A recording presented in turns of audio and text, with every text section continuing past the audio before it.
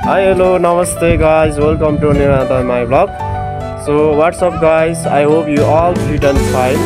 So guys, आज म चाहिँ कहाँ र के को बारेमा भ्लग बनाउँदैछु भन्ने चाहिँ यहाँहरुलाई बताउँदैछु गाइस।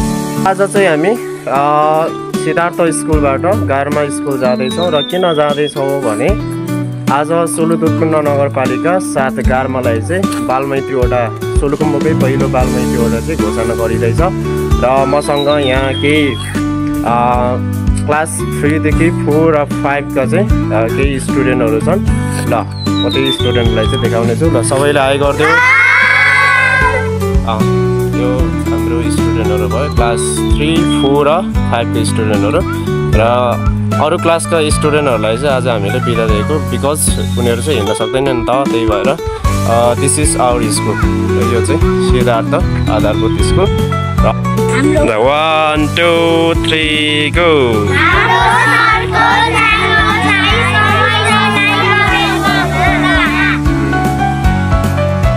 ल यहाँ हाम्रो स्टुडेन्टहरुको लाइन चाहिँ मिलिसकेको छ र को लिडर बस्ने आज एकजना लिडर अगाडि आउने। ल यहाँ हाम्रो सन्देश भाइ चाहिँ यो ग्रुपको लिडर है, स्टुडेन्टलाई चाहिँ लिड गर्ने लिडर र पछाडी एकजना बस्छ। को बस्ने पछाडी? एउटा लिडर। ल पछाडी सृष्टि बस्छ है, अगाडि सन्देश पछाडी सृष्टि बस्छ र तिमीहरु दुईजनाले चाहिँ के गर्ने, यो लाइनलाई चाहिँ कन्ट्रोल गर्नु पर्यो है। पुरा बुझे? ल अघि बढ्ने अब। ल हाम्रो स्टुडेन्टको चाहिँ टिम चाहिँ अघि बढ्दैछ गारमा स्कुलतिर गाइसहरु।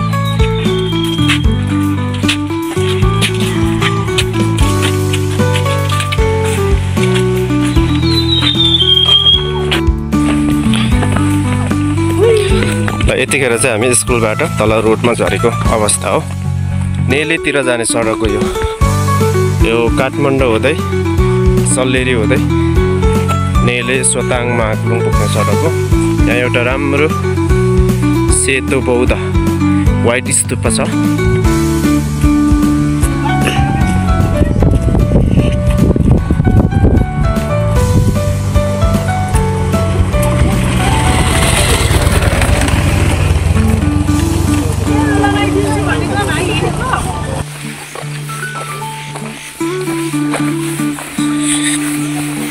हाम्रो टोलीहरु चाहिँ अगाडि बढ्दैछन्।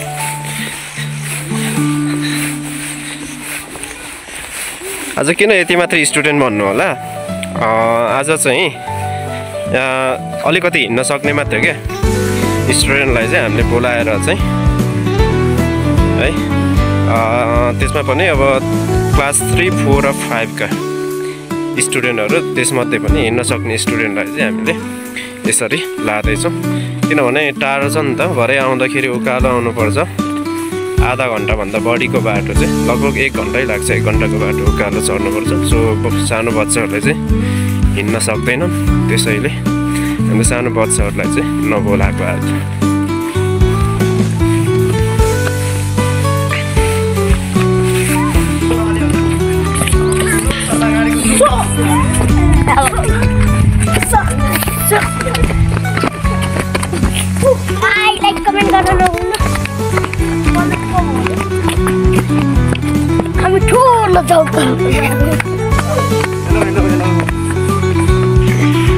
खतरा की भिरो छ।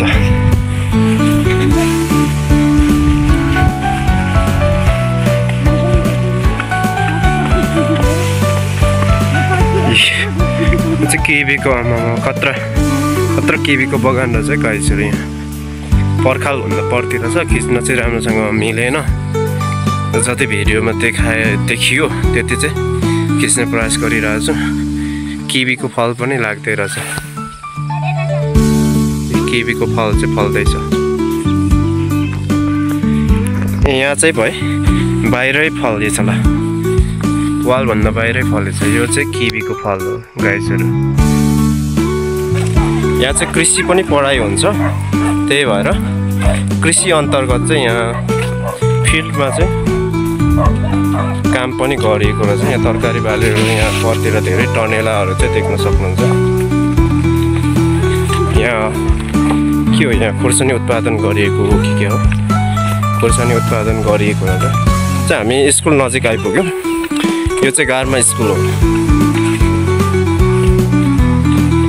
आज यहाँ के कार्यक्रमहरू रहनेछन् त्यो कार्यक्रमको झलकहरू चाहिँ म तपाईहरुलाई चाहिँ देखाउने कोसिस गर्नेछु यतिखेर चाहिँ हामी गारमा स्कुल आइपुगेको अवस्था हो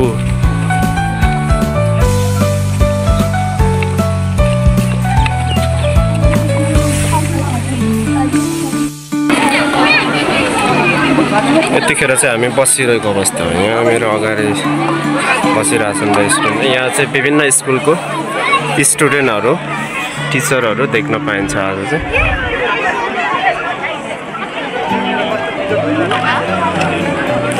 विभिन्न स्कुलको चाहिँ प्रस्तुतिहरू पनि आज मेबी देख्न पाइन्छ होला के देख्न पाइन्छ म सकभर खिचेर चाहिँ आजको यो मेरो ब्लगमा चाहिँ इन्क्लुड गर्ने कोसिस गर्छु लाली गुराँस फुल्ने यहाँ नुम्बुर हिमल मुस्कुराउने गुम्बा मन्दिर दर्शन गरी सबैसँग साइनो लाउने सोलको लासेली हाल्दै बिहानी पख गीत गाउने हरेक जाति भाषा धर्म दाजुमा दाजु मिलाउने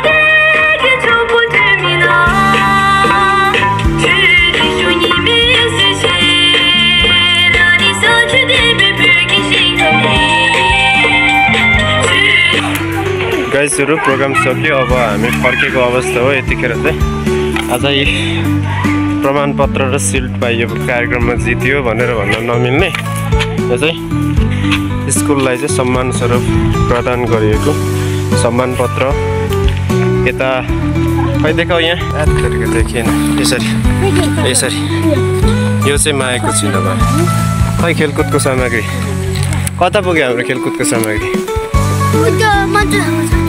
र केही खेलकुदको सामग्री पनि प्राप्त भएको छ हामीलाई